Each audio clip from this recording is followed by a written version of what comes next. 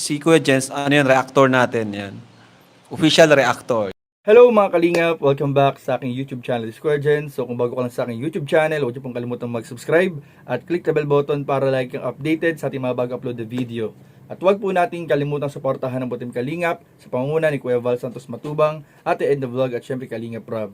At pakisuportahan din po ang aming mga kasamahan sa Butim Kalingap. Nandiyan po ang K-Boys, Kalingap Partner, Kalingap Reactor at lahat po ng charity vlogger sa buong Pilipinas sa tumutulong sa mga kabayan natin na lahat may hirap. Suportahan po natin lahat, guys. So, eto na mga Kalingap para po sa mga nag-aabang po ng Part 88 ng Tambalang Jump Car. Eto po, bibigyan ko po kayo mga Kalingap ng pasilip galing po mismo sa Carla Topular na Kalingap Angel po natin. Walang iba mga Kalingap, ang agong ni Papa Joms. Ayan po mga Kalingap. Kaya po mga Kalingap, ito po, parang pasilip lang po ito, pahipyaw lang sa mga abangan po nating Part 88 na i-upload po ni Kalingap Rob. Dahil, di ba mga Kalingap, sinabi naman po nila Papa Joms at sinabi rin mga Kalingap ng ating mga napanood, na ibang mga nagbigay ng komento tungkol po sa pagpunta ng Cebu ng Tambalang Jump Car, ay mapanood po natin yung mga vlog po ng Jump Car sa YouTube channel ni Kalingap Rob. So ito po parang lang po, parang trailer lang po nang aabangan po natin sa i-upload ni Kalingap Rob na Part 88 para mas lalo tayong ma-excite mga Kalingap. Pero bago yun mga Kalingap, muli natin balikan yung naging pag-amin po ng Tambalang Jump Car nung nakaraang episode po ng Tambalang Jump Car sa Part 86. Doon po sa naging pag-amin po nila mga Kalingap dahil napakarami pong issue ang lumalabas na binabato po sa jump car. Pero syempre po tayo po ay naniniwala na legit po ang naging pag-amin, legit po ang relationship, at kung ano man po yung nakikita po natin sa Tambalang Jump Car ay very genuine at totoo po mga Kalingap. At after po nyan, after natin panoorin ay pakapakita ko na po sa inyo yung pasilip sa abangan po nating vlog ng Tambalang Jump Car sa Cebu travel po nila bilang mag-boyfriend at girlfriend. So ano pang hinintay po natin mga Kalingap?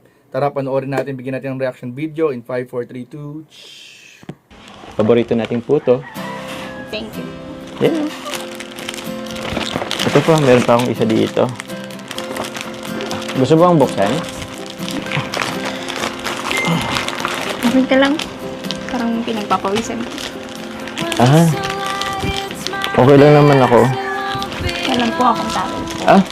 Wag na. Dito ka na lang, okay lang naman ako. Dito ka, upo ko na lang. Tara, buksan natin yung puto. Alam mo, nakakamista din. Tagal na rin nating hindi kumain ng puto. Tanda mo pa ba kung kailan?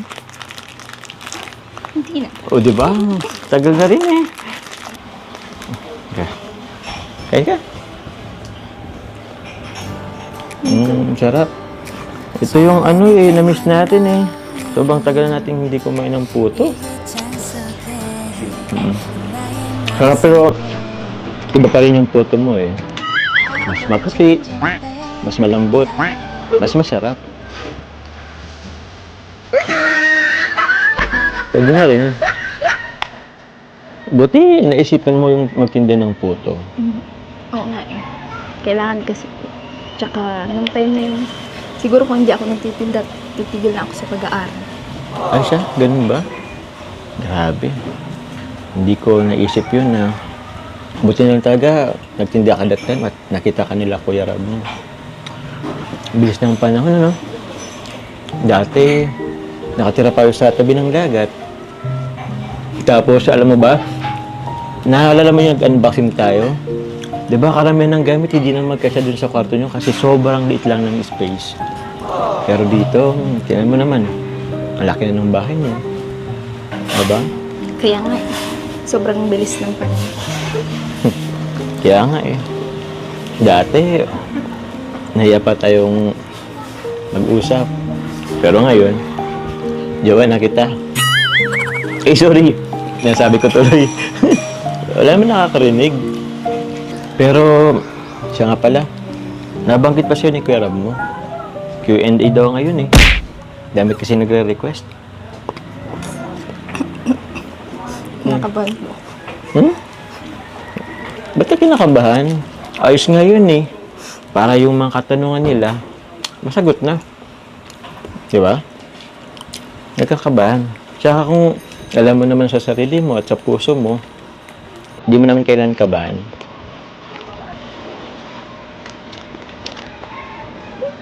Tama na. Nakanulo na. Huwag ka nga dito. Huwag kang kabahan. Tsaka, hindi lang naman ito yung first time na nag-Q&A tayo eh. Diba? Buti po, balik ka dito sa diet. Eh, siyempre. Namiss kita eh. Namiss mo ba ako? Sobra. Ay! Oo, kasi sabi ng mga viewers, namiss mo daw ako eh. Dahil sa akin, una daw akong diet. Miss mo na daw ako eh. Nood na lang nga po ako ng live mo eh. Siya? Pinapanood mo yung live ko? Nakakahiya. Madami bang issue? Hayaan mo ngayon. Baka marami ka na namang nabasang issue. So, ito na ako ng tanong, Bao. Ayoko nang magpaligoy-lugoy pa eh. Gusto ko nang malaman ka agad. Grabe ba? Parang kinaban agad ako rin. So, ito ang unang tanong. Jomar, Carla, kayo na ba talaga? Ako kasi yung taong ayoko nang paligoy-ligoy pa eh. Gusto ko sagutin na kaagad. Grabe. Ano sinong sasagot? Joms o si Carla? Siguro... Ikaw muna. Siguro si Carla muna. Ah, si Carla. Or ano? Hindi, gusto ko ikaw. Ikaw ang lalaki, ikaw muna magsagot. Ako ba? Paano ba to? Si Carla na lang kasi parang di ako niniwala sa'yo eh. Grabe ka naman ikaw. Sige, si Carla. sa kalingap. Na-realize ko mukhang tama nga, si Carla na lang yung magsagot. O, Carla. Parang ayoko kasi parang ayoko manggaling sa akin kasi... Sa bagay. Pero tuloy ko muna kay Carla. Pero... Ikaw? Ikaw, Carla. Ano ba? Hindi ako, Ikaw, ako. tatanungin ko. Carla, gusto ko ng honest na sagot. Kayo na ba ni Jomar? Yes.